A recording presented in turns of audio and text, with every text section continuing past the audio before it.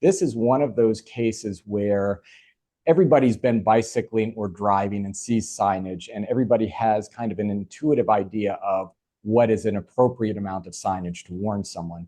And you made common sense one of your key themes of your case. And you really hit on common sense hard throughout the trial. This is just common sense. We've got these traffic signs here. Why don't they have something bigger?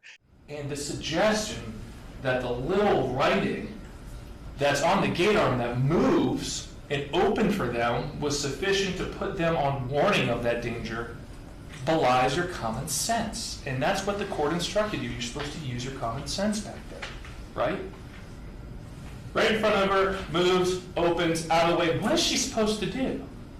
I think the county will suggest, I think it was suggested she should get on her phone and call someone when it opens. I think it was suggested she should ride back around and ask the guard how to get out. Ask yourself, is that reasonable? Is that a reasonable thing to put on the Latours? Of course it's not, right?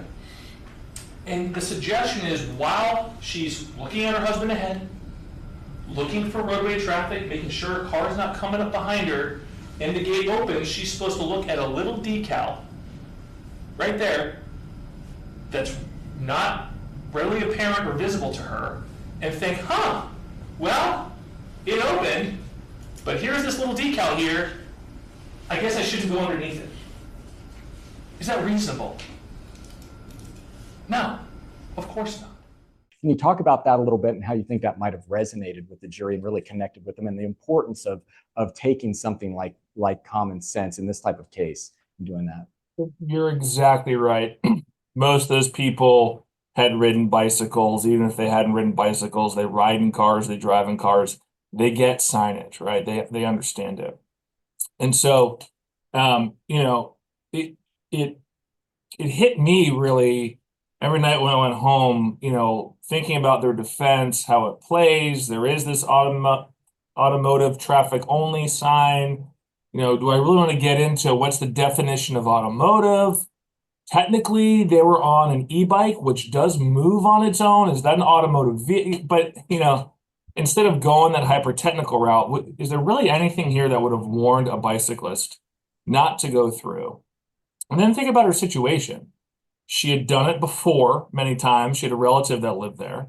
They thought that they didn't know it was opening on their own. They thought the guard was opening it. She had just watched her husband go through it safely, right? And it opens, right? And I remember thinking to myself, and it kind of hit me later on during the case, and I think I even said it like in closing, it's like, what is she supposed to do, right?